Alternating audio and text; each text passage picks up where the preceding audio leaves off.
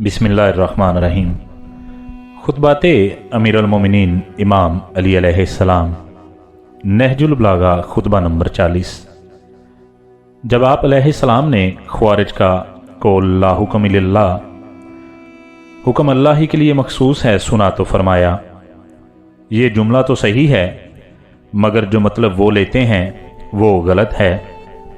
हाँ, बेशक हुक्म अल्लाह ही के लिए मखसूस है, मगर ये लोग तो ये कहना चाहते हैं कि हुकूमत भी अल्लाह के अलावा किसी की नहीं हो सकती। हालांकि लोगों के लिए एक हाकम का होना ज़रूरी है, ख्वाह अच्छा हो या बुरा।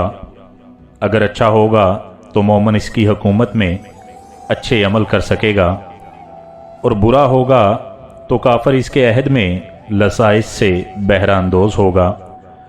और अल्लाह इस निज़ाम हुकूमत में हर चीज़ को इसकी आखिरी हदों तक पहुँचा देगा।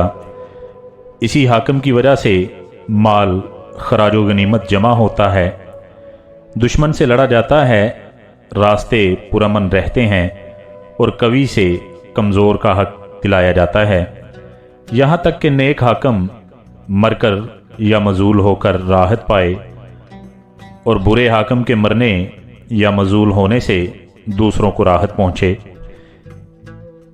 एक दूसरी रवायत में इस तरह है कि जब आप अलैहिस्सलाम ने तहकीम के सिलसिले में इनका कौल सुना तो फरमाया, मैं तुम्हारे बारे में हुक्म खुदा ही का मुंतज़िर हूँ।